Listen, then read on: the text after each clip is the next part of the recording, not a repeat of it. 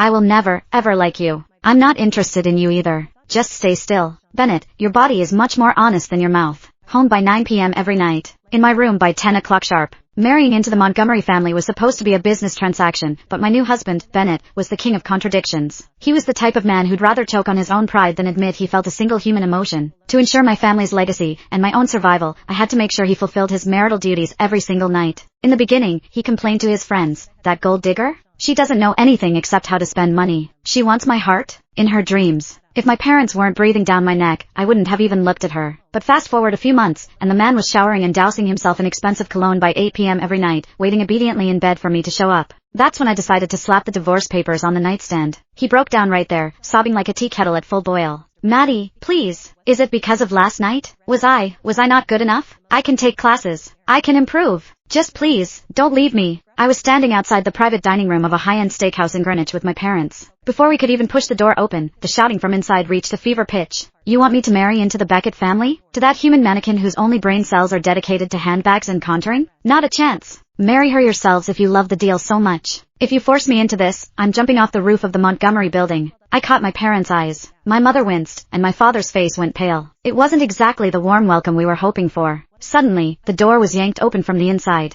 I didn't even have time to blink before a tall, imposing figure stormed past me. The wind of his movement ruffled my hair, but he didn't even spare me a glance. Inside the room, the elder Mr. Montgomery looked mortified. He forced a smile, offering frantic apologies. My parents, desperate to save our failing empire, nodded and bowed, terrified of offending the man holding our financial lifeline. My chest tightened. If it weren't for the Beckett Group's latest tech project imploding and our credit lines drying up, I wouldn't be reduced to selling myself to save the family name. Regardless of Bennett Montgomery's tantrum, the marriage was a done deal. I heard rumors that he smashed a vintage whiskey set at his penthouse and threatened to move to London. On the day we were supposed to sign the papers at City Hall, he didn't even show up. He sent his assistant with his ID and a power of attorney, using a private entrance to avoid the press. A wedding? Not a chance. Armed with a marriage license and a heavy heart, I dragged my suitcases into Bennett's sprawling estate in the hills. His father had given me the gate code. As I stepped into the foyer, I heard voices drifting down from the second-floor study. The door was ajar. "Ben, man, it's your wedding night. You're really just gonna sit here and play Call of Duty with us?" "Shut up," Bennett's voice snapped. "It's a business merger. She doesn't deserve to be called a wife. Bennett Montgomery, will never acknowledge her. You can't hide forever, though. You have to go to bed eventually. Help me brainstorm. I don't want to touch her.